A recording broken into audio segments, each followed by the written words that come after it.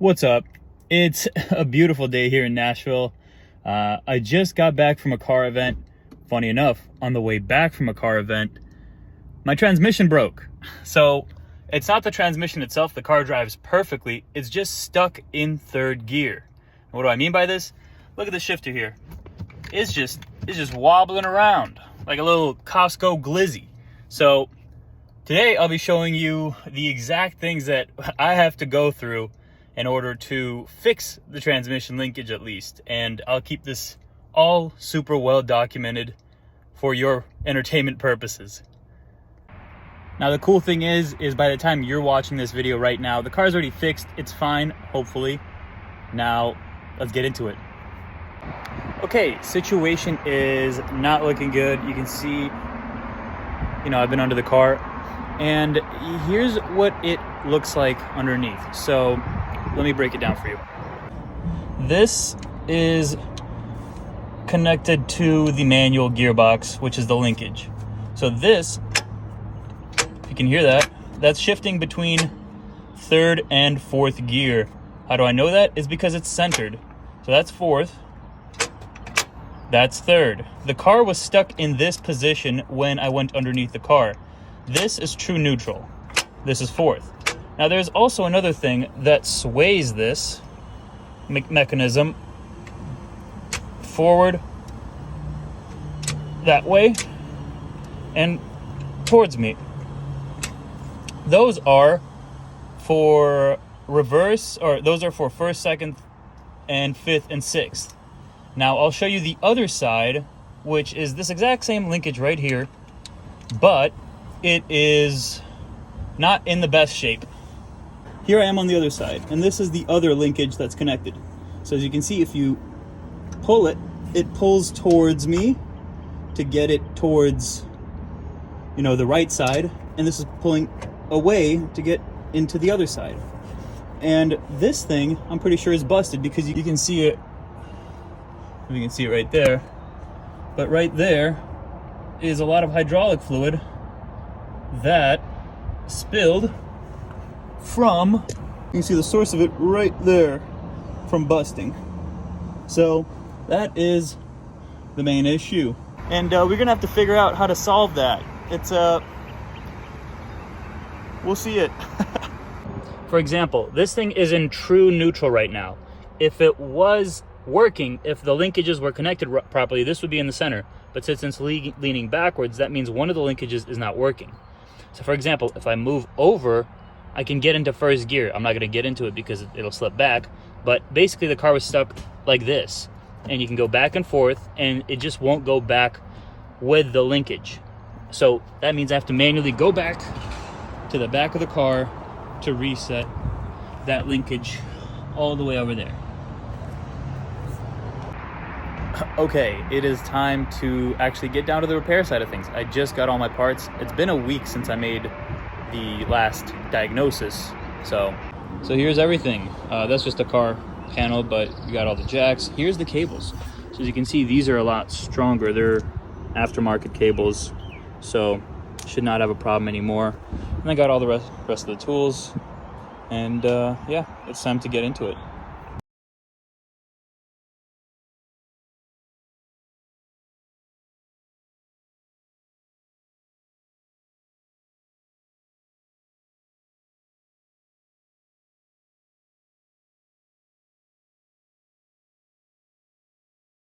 So I already removed the back half of the project. The only thing that's left is I already removed the firewall here, so I have to remove this to get to the shifter cables right there, which are these two pipes right here. So those have to be gutted through here, so I have to take that out next.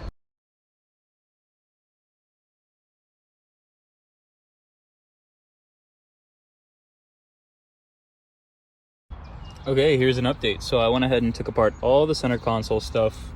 I got all those two bolts out of there, and all that's left is to take this thing out, take this panel out, and then this whole entire center console will pop.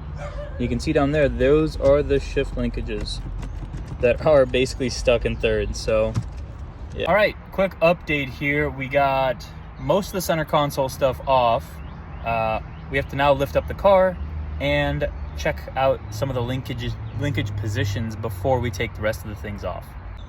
Now, here's pretty much how a Cayman looks without any, that's all the center console stuff right there. But yeah, these are the two things that are being problematic, the shifter linkage cables. And you can see right here, they go all the way down here, all the way through the firewall right there. So I need to figure out how to get into reverse, so that way I know which position to set up the new cables at, because you have to gauge it off of reverse rather than first, second, third. So once we lift up the car, we can go ahead and position this and then go from there.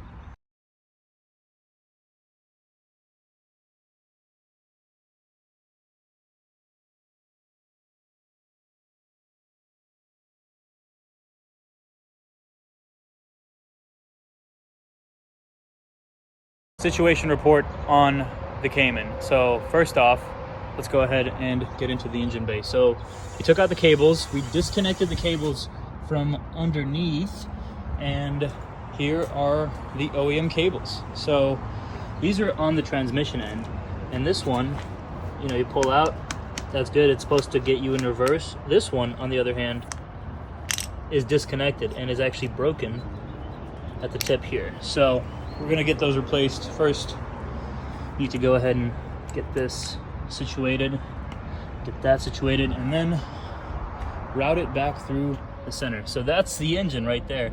The firewall had to come off, and basically the entire center stack had to come off in order to get to these cables. But update number whatever at this point, hands are dirty, but we finally got the new cables in, hooked them up underneath, we're good there, and hooked up the new cables here and here. We just need to throw the firewall back in and put this all together and put everything back together at the back, and we're good to go. All right, we are finally done. So first, second, third, fourth, fifth, sixth, and reverse. We are good to go. Time to reassemble everything. Pretty much 60% of the way there. All right, guys, it is day 2 of fixing the Porsche. It is a little bit rainy out, but I think it's gonna, like, I'm undercover here, so we're completely fine. So let me show you exactly what's left now. So last time you saw everything was exposed. So yesterday, before it got dark, I was able to put on the engine cover, which is good. I was able to put on the heat shield, or the fire shield, so that way that's good, and I don't really need to put any bolts in. The transmission is back to working condition, so I have to put all this stuff back and pretty much put everything back here. So it should take maybe like 2 hours. So yeah, enjoy the time lapse for now then. For everyone that is building this car or doing the same exact thing that I'm doing and switching out these cables, here are a few pro tips. So number 1, when you lift the car up, you know, you're gonna have the cables route from the inside, they cross over in the engine bay, and then one goes this way, one goes this way. So once you disconnect the clips, you have to go ahead and or once you disconnect the old hoses from the clips, you have to get the clips out and then grind it down, obviously to grind down like the nipple, so that way you can actually hook on the new Numeric cables on. But basically what you need to do is, it's easier if you go through the engine bay. Like I just like had my socks on and I sat down over here and I had my right hand going in this way to disconnect it, and I had the same thing going to reconnect it once everything was ground down with some anti-seize, and I had to also wrench it with the Numeric wrench that you get in there. Now for this cable, you have to go underneath the car that way in order to reach it. There's really no other way to go about it. It's a pain in the ass. So it is what it is. But you can see the cables are installed. I don't know if you can see that, but everything's good there. Now on the inside, a few things to help you guys speed up the process. So on each side, you have like this black trim.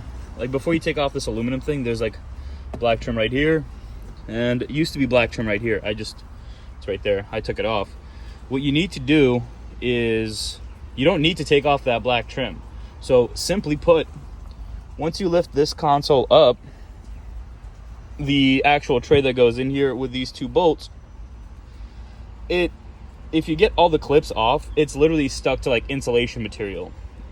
It's like foamy insulation material. I don't know if you can see it over there, but you just simply slowly peel it off because the insulation material is very, very sticky to this.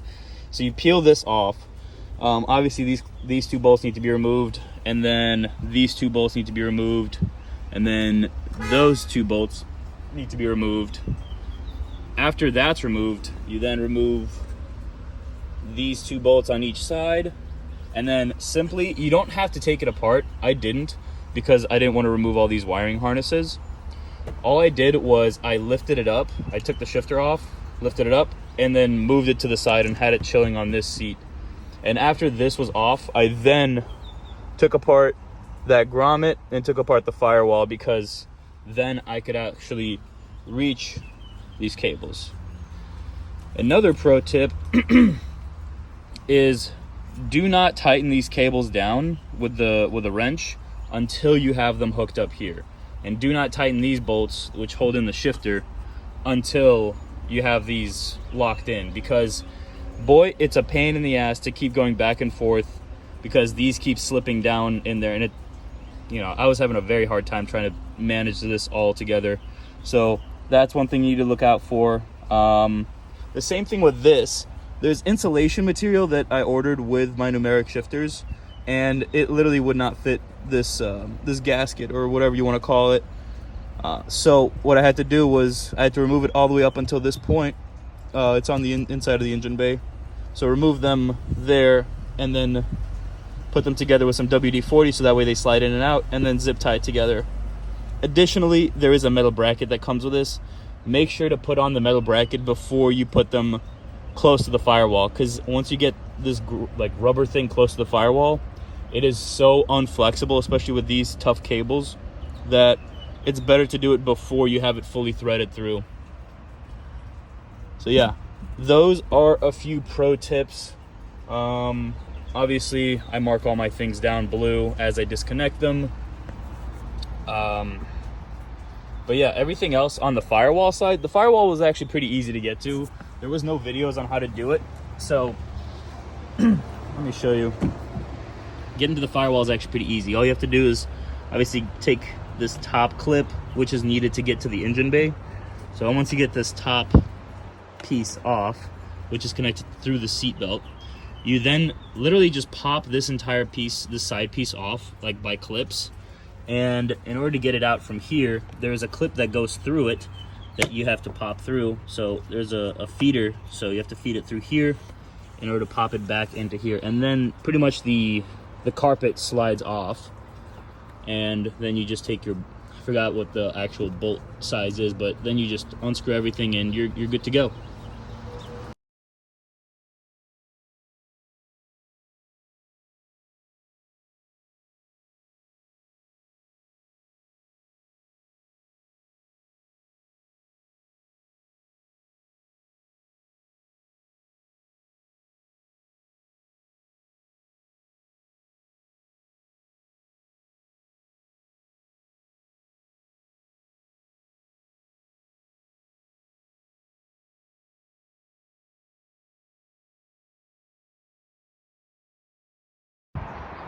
Well, we just finished everything up.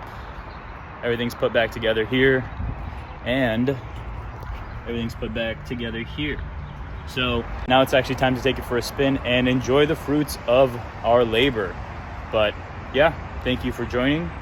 Hope you found this informative and entertaining, but this took a solid 10 hours to do.